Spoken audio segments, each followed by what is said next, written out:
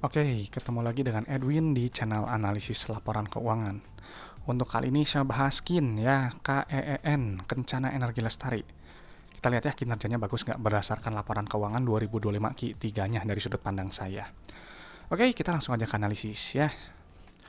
Untuk KIN, Kencana Energi, ya ini dari data yang saya dapatkan untuk riwayat bagian dividen. Ini bagus ya, 3 tahun ke belakang bagi dividen. Ya ini baik, artinya perusahaan ini stabil ya, ada nilai tambah yang bisa dihasilkan perusahaan untuk kita pemegang sahamnya ya. Buat saya penting ya perusahaan itu harus bagi dividen. Kenapa? Karena perusahaan yang bagi dividen itu adalah perusahaan yang memang sudah terbukti profit dari bisnisnya ya dan punya kondisi bisnis yang sehat. Jadi kalau perusahaan nggak bagi dividen bisa jadi perusahaan tersebut cuman untung di atas kertas aja atau ada masalah sama bisnisnya atau mungkin cuma memperkaya owner perusahaannya aja yang biasanya merangkap sebagai komisaris dan direksi ya. Nah, jadi ini bagus ya. Kembali lagi ini 3 tahun ke belakang bagi dividen dan artinya layak untuk dilihat lebih lanjut buat saya. Oke, langsung aja ya. Untuk ini satuannya USD ya. Kita pindahin dulu USD. Oke ya, kita langsung cek yang pertama kas tarakas ya, yang ini nilainya. Kenapa ya? Kita harus lihat kas tarakas. Karena kas tarakas ini adalah jumlah uang yang ada di dalam dompet perusahaan ya. Jadi uang kas ini punya fungsi untuk bayar operasional, ekspansi usaha, dan juga untuk bayar pinjaman ke bank. Ya, jadi nilainya jangan terlalu sedikit. Kalau terlalu sedikit nanti bisa jadi perusahaan akan kesulitan untuk bayar operasionalnya atau mungkin ketiganya. Ya, dan untuk posisi si KIN ini kas tarakasnya turun 1 juta USD ya kurang lebih gitu ya. Jadi detail nanti kita cek di laporan arus kasnya. Gitu. Selanjutnya kita langsung cek dulu ke bagian ekuitasnya ya. Kita langsung pilih untuk saldo laba yang ini nilainya. Kenapa kita harus lihat saldo laba ya? Karena saldo laba ini adalah jumlah akumulasi keuntungan yang telah dihasilkan perusahaan ya. Dari semenjak perusahaan ini pertama kali berdiri sampai sekarang 2025 Q3. Nah, jadi ya namanya si KIN ini dari dulu pertama kali berdiri sampai sekarang 2025 Q3 telah menghasilkan total profitnya sebesar 88,6 juta USD ya. Ini perusahaan yang baik ya gitu dan dia saldo labanya positif. Kalau saldo labanya positif dia bisa bagi dividen. Karena kalau saldo labanya negatif atau defisit ya dia nggak akan bisa bagi dividen gitu ya, artinya dia rugi melulu dan termasuk kategori perusahaan yang bermasalah ya. Jadi kalau buat saya perusahaan bermasalah mau harganya naik berkali-kali lipat saya tidak tertarik ya dengan membeli sahamnya. Oke, selanjutnya kita langsung cek ke bagian ekuitas pemilik ya yang ini nilainya. Oke, kita pindahkan dulu ya. Oke ya, dan ini kita lihat ini rasio saldo laba terhadap modal awal ini 0,78 ya. Jadi artinya si KIN baru menghasilkan total profitnya itu sebesar 0,78 kali modalnya ya di luar dividen yang telah dibagikan.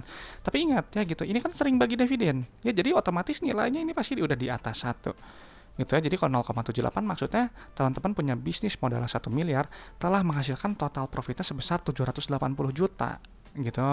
Jadi ini baik gitu ya, ini terbukti untung gitu. Cuma kalau misalnya kita lihat ini kalau kita hitung-hitung ya gitu ya jumlah yang dibagikan mungkin perkiraan nilainya ini udah 1,5 kayaknya ya, 1,5 atau 1,7 kayaknya, tapi silahkan ya teman-teman yang tambahkan sendiri ya untuk hitung detailnya berapa ya. Jadi untuk perusahaan ini yang rutin bagi dividen ya kelihatannya bagus sih gitu ya, terlihat baik secara bisnisnya, dihargai cukup premium ya, di PBV-nya 1,28 gitu. Oke, selanjutnya kita langsung cek ke bagian laba rugi ya. Di sini kita langsung cek ke bagian pendapatan yang ini nilainya. Ya, kenapa? Ya kita lihat pendapatan gitu. Karena pendapatan ini adalah pos keuangan yang menunjukkan pertumbuhan perusahaan. Gitu ya. Jadi perusahaan yang baik ya pendapatannya cenderung naik. Ada barang atau jasa yang dijual perusahaan gitu ya, itu dia dibutuhkan oleh customer, dibutuhkan oleh pasar. Ya. Namun untuk kinerja pendapatannya si KIN ini dia turun sekitar 5 juta USD. Ya, kenapa turun gitu ya? Ya, kalau saya simpel aja. Pendapatannya turun berarti gitu ya, produk yang dijual si KIN gitu ya, katakanlah lagi nggak diminati ya, lagi kurang diminati oleh market gitu. Ini memang dia kalau ngecek pengadaan ini ya, utilitas listrik gitu ya untuk si Kencana Energi. Oke, selanjutnya kita langsung pendapatan dikurangi oleh harga modal barang atau jasa ya. Nanti keluar laba bruto yang ini nilainya. Ya, harus kita lihat gitu ya. Kenapa? Karena laba bruto ini untuk melihat inti efisiensi perusahaan, untuk melihat kemampuan perusahaan menempatkan harga jual barang atau jasanya di atas harga modalnya. Ya, lewat apa? Lewat gross profit margin. Ya, dan ini tinggi sekali. Yakin ini 81%. Artinya apa? Kalau teman-teman menjual barang 100.000 gitu ya, teman-teman ambil kotornya itu, laba kotor itu 81.000. Ya, 19.000-nya itu adalah harga modal barang atau jasanya. Gitu. Jadi bisa dibilang si Kinnya dia menjual barang bisa dibilang ya 5 kali harga modalnya. Gitu ya. Jadi ini baik sekali gitu ya. 4 kali gitu ya kan.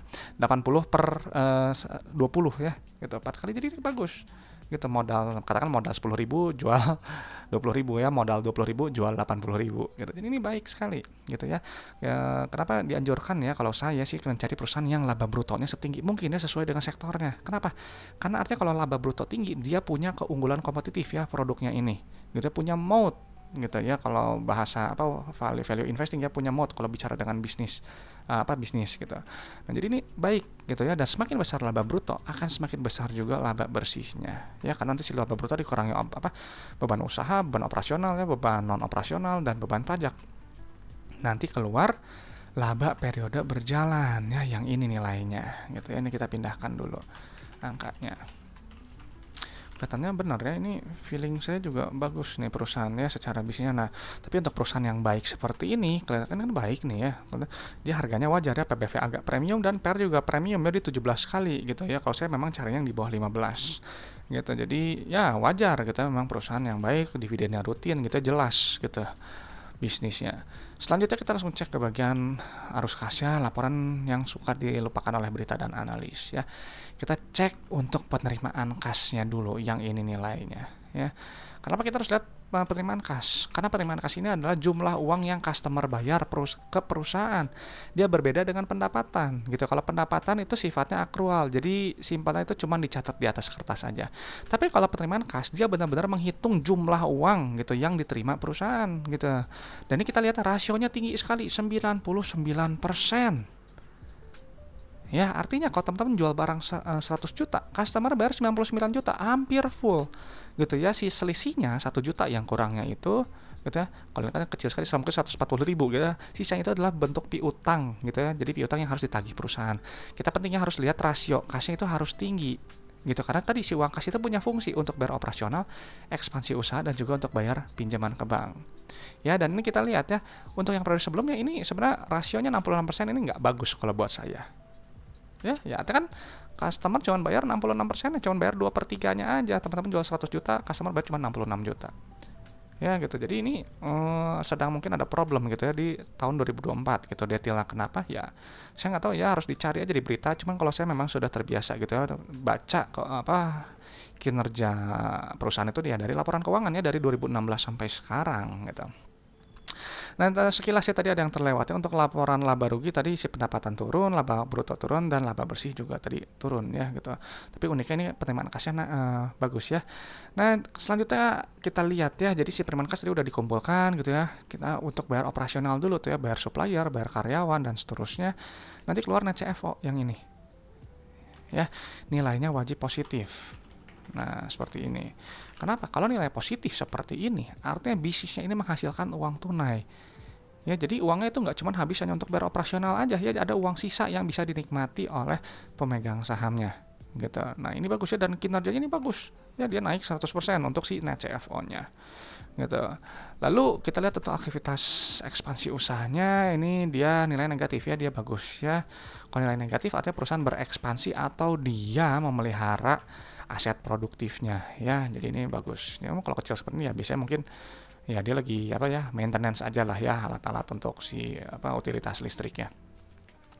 Oke, selanjutnya untuk aktivitas pendanaan atau aktivitas pinjaman ke bank gitu ya, nilainya yang bagus seperti ini ya, negatif. Kenapa? Karena kalau nilai negatif artinya perusahaan ini dia berusaha untuk melunasi pinjamannya. Ya, dan juga dia bayar dividen tuh. Nilai negatif tuh ya, bayar dividen. Tuh, kalau ambil pinjaman dia nilainya positif. Kalau bayar pinjaman nilainya negatif. Gitu, bayar bunga nilainya negatif. Tuh, ini kita lihat tuh ya tuh.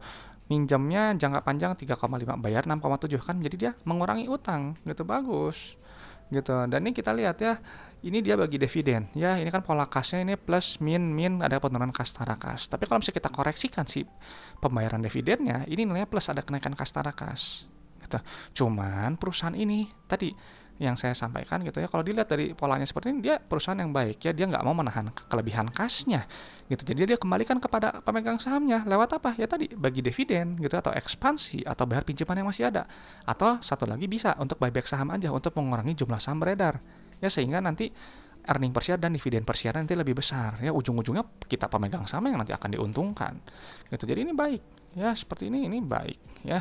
Nah sekarang kita langsung kita cek untuk apa namanya, ini ya likuiditasnya ya, untuk resiko bisnisnya ya, jangka pendek dan jangka panjang. Kita kembali lagi ke atas untuk lihat rasio lancarnya ya, ini pindahin dulu data-data keuangannya. Agak oot ya, ada yang bilang ke saya, bilang kenapa Pak Edwin kok nggak dipindahin aja ya si data-data keuangannya langsung. Kalau dipindahkan data-data keuangannya langsung, buat saya nggak seru gitu. Kenapa? Karena saya lakukan ini live gitu ya, saya nggak tahu gitu. Memang live gitu ya, saya record gitu ya. Cuman kadang kalau lihat ini kan saya, teman-teman bisa lihat gitu reaksi saya gimana gitu. Kadang memang ada hal-hal yang bisa saya bahas gitu ya di luar. Kalau misalnya saya pindahin duluan gitu ya, saya sih jadi kurang menarik kalau dipindahin duluan ya. Kalau kayaknya kan jadi menarik gitu, karena beberapa request dari teman-teman itu sebenarnya cukup menarik gitu ya, di luar radar saya gitu. Jadi saya lebih suka seperti ini ya. Oke, ini kita lihat dulu ya, kembali lagi ke analisis ya. Untuk rasio likuiditas, rasio lancarnya ini bagusnya di 1,65 ya. Perusahaan ini baiknya punya rasio lancarnya yang tinggi ya, di atas 1,5 ya, ini ideal sih sebenarnya. Namun secara rasio kas ini agak mepet ya, terlihat lemah di 0,04 gitu. Cuman nggak masalah. Kenapa rasio kas ini nggak masalah? Karena kita bisa lihat dari si net CFO-nya ini ya, dari perputaran aktivitas operasional, dia kan menghasilkan uang tunai dan juga melunasi pinjamannya gitu. Jadi jumlah kas yang sedikit ini buat saya nggak begitu katakanlah nggak begitu terganggu lah ya, masih oke kok gitu. Jadi jangan mudah tertipu kita lihat satu rasio aja, misalnya rasio kasnya aja gitu, enggak, kita harus melihat keseluruhannya ya, karena ini semuanya berkaitan gitu. Jadi ini saya rasa masih bagus ya.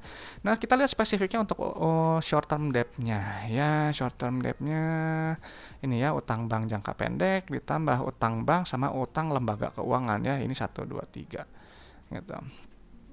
Ini kita tambahin aja ya, ini ya ada tiga item ya, tambahin dulu. Oke,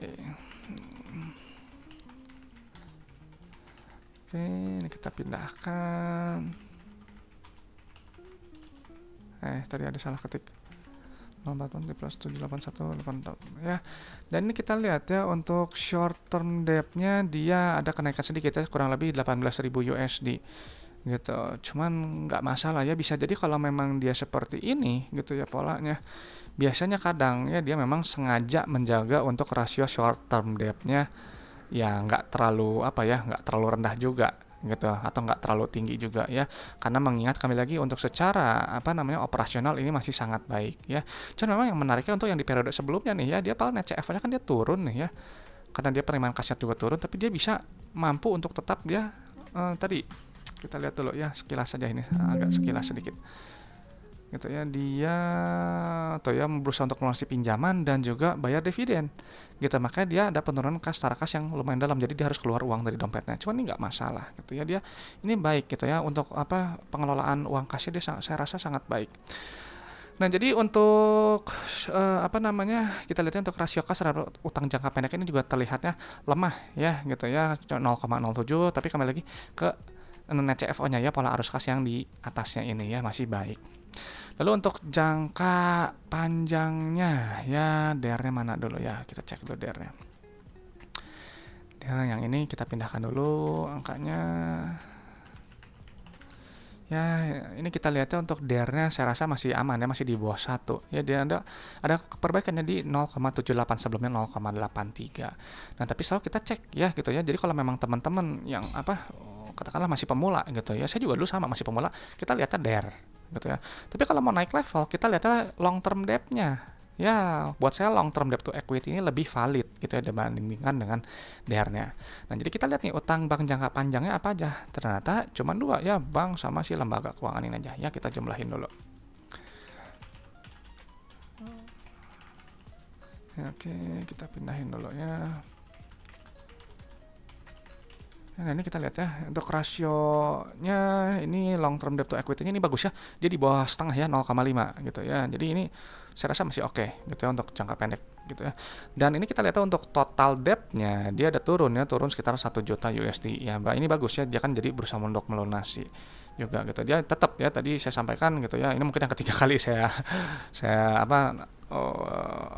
informasi lagi ya. Jadi memang dia mungkin sengaja menjaga ya untuk total utangnya baik jangka pendek dan jangka panjangnya itu selalu ada gitu ya, nggak terlalu besar tapi juga nggak terlalu kecil.